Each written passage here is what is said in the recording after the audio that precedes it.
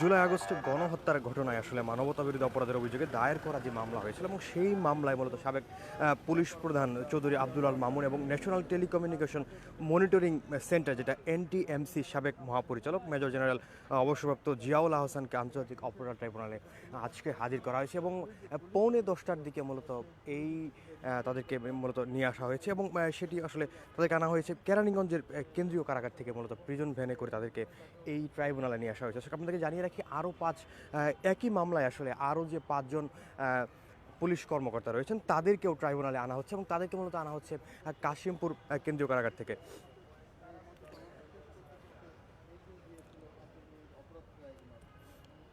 আসলে জানিয়ে রাখি আন্তর্জাতিক অপরাধ ট্রাইব্যুনালের চেয়ারম্যান বিচারপতি মোহাম্মদ গোলাম মুর্তজা মজুমদারের নেতৃত্বে 3 সদস্য যে ট্রাইব্যুনাল রয়েছে তাদের সেই ট্রাইব্যুনালের মধ্যে তাদের বিষয়ে আজকে শুনানি হবে। আসলে আপনাকে জানিয়ে রাখি গত 20 নভেম্বর জুলাই আগস্টে গণহত্যার ঘটনায় আসলে মানবতাবিরোধী অপরাধের অভিযোগে দায়ের করা মামলায় সাবেক পুলিশ প্রধান এবং ন্যাশনাল কমিউনিকেশন মনিটরিং সেন্টারের সাবেক মহাপরিচালক সহ 8 কর্মকর্তার বিরুদ্ধে 1 মাসের মধ্যে আসলে তদন্ত শেষ করার নির্দেশ দেন ট্রাইব্যুনাল, যেটির সময় শেষ হয়েছে আজকে মানে 19 ডিসেম্বর সেটি শেষ হয়ে এবং শুনানির দিন ধার্য করা হয়েছিল এবং গত 20 নভেম্বর যেটির মেয়াদ শেষ হয়েছে আজকে এবং আজকেই মূলত আসলে হাজির করা হবে এই 7 জনকে। দর্শক আপনাদের জানিয়ে রাখি ওই দিন গত 20 নভেম্বর মূলত আন্তর্জাতিক অপরাধ ট্রাইব্যুনালের চেয়ারম্যান বিচারপতি মোহাম্মদ গোলাম মুর্তজা মজুমদারের নেতৃত্বে 3 সদস্যের ট্রাইব্যুনাল ছিল, তারাই মূলত আসলে সেই নির্দেশনাটা দিয়েছিলেন এবং আদালতের আবেদনের পক্ষে শুনানি করেন আসলে chief prosecutor Mohammad Tajul Islam.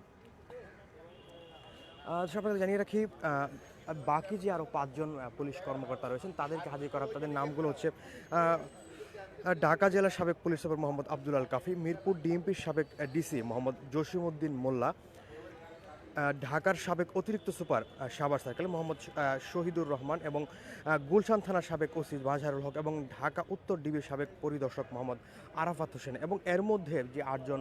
Police কর্মকর্তার বিরুদ্ধে আসলে সর্বমোট অভিযোগ দায়ের করে তাদের মধ্যে কিছুদিন আগে 1 সপ্তাহ আগে আসলে যাত্রাবাড়ি থানার সাবেক ওসি মোহাম্মদ আবুল হাসানকে আসলে এখানে নিয়ে আসা হয়েছিল। বাকি যে 7 জন আসলে পুলিশ কর্মকর্তা এবং একজন সেনাবাহিনীর সাবেক কর্মকর্তা ছিলেন তাদেরকে আসলে আজকে হাজির করা হয়েছে এবং ইতোমধ্যে 2 জন এখানে আসলে ট্রাইব্যুনালে হাজির করা হয়েছে এবং বাকি 5 জনকে আসলে কাশিমপুর কারাগার থেকে নিয়ে আসা হচ্ছে। দর্শক গত 27 অক্টোবর আন্তর্জাতিক অপরাধ ট্রাইব্যুনালের চেয়ারম্যান বিচারপতি মোহাম্মদ গোলাম মুর্তজা মজুমদারের নেতৃত্বে 3 সদস্যের আসলে ট্রাইব্যুনাল প্রসিকিউশনের আবেদন মঞ্জুর করে এবং এই 8 কর্মকর্তাকে হাজিরের নির্দেশ দিয়েছিলেন এবং পুলিশের সাবেক 17 কর্মকর্তার বিরুদ্ধে আসলে মানবতা বিরোধী অপরাধের মামলায় গ্রেপ্তারি পরোয়ানা জারি করে 20 নভেম্বর তাদের আন্তর্জাতিক অপরাধ ট্রাইব্যুনালে হাজিরের নির্দেশনা দেওয়া হয়েছিল এবং এর মধ্যে যারা গ্রেপ্তার হয়েছেন তাদেরকে মূলত আনা হচ্ছে এই ট্রাইব্যুনালে।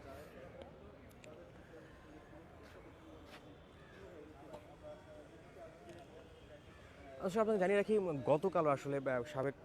যে আসলে সরকার ছিল সেই সরকারের আসলে বেশ কয়েকজন মন্ত্রী এবং ঊর্ধ্বতন যারা ছিলেন আসলে গুরুত্বপূর্ণ উচ্চপদস্থ কর্মকর্তা ছিলেন এবং উপদেষ্টা ছিলেন তাদেরকেও কিন্তু আসলে হাজির করা হয়েছিল এবং সেখানে আসলে ছিলেন সাবেক মন্ত্রী আসলে জুনায়েদ আহমেদ, প্রতিমন্ত্রী জুনায়েদ আহমেদ পলক, ডাক্তার দীপুমণি, সালমান এফ রহমান সহ আসলে যারা ছিলেন তখনকার কর্মকর্তা তাদেরকে মূলত এখানে হাজির করা হয়েছিল এবং আজকে মূলত আসলে জুলাই আগস্টে গণহত্যার ঘটনায় আসলে মানবতা বিরোধী অপরাধের অভিযোগ দায়ের করা যে মামলা আসলে ছিল সেই মামলায় মূলত পুলিশের সাবেক প্রধান ছিলেন যে চৌধুরী আব্দুল আল মামুন এবং ন্যাশনাল টেলিকমিউনিকেশন মনিটরিং সেন্টারের এনটিএমসি সাবেক মহাপরিচালক মেজর জেনারেল অবসরপ্রাপ্ত জিয়াউল আহসানকে আজকে হাজির করা হয়েছে ইতিমধ্যে এবং বাকি আরও 5 কর্মকর্তাকে মূলত এখানে হাজির করা হবে কিছুক্ষণের মধ্যে। মূলত আজকে যাদেরকে 2 জনকে নিয়ে আসা হয়েছে চৌধুরী আব্দুল আল মামুন এবং মেজর জেনারেল অবসরপ্রাপ্ত জিয়াউল আহসানকে তাদেরকে মূলত নিয়ে আসা হয়েছে কেরানীগঞ্জ কেন্দ্রীয় কারাগার থেকে এবং বাকি যে 5 জন কর্মকর্তা রয়েছেন তাদেরকে মূলত নিয়ে আসা হবে কাশিমপুর কেন্দ্রীয় কারাগার থেকে। দর্শক এই ছিল আন্তর্জাতিক অপরাধ ট্রাইব্যুনালের সর্বশেষ পরিস্থিতি।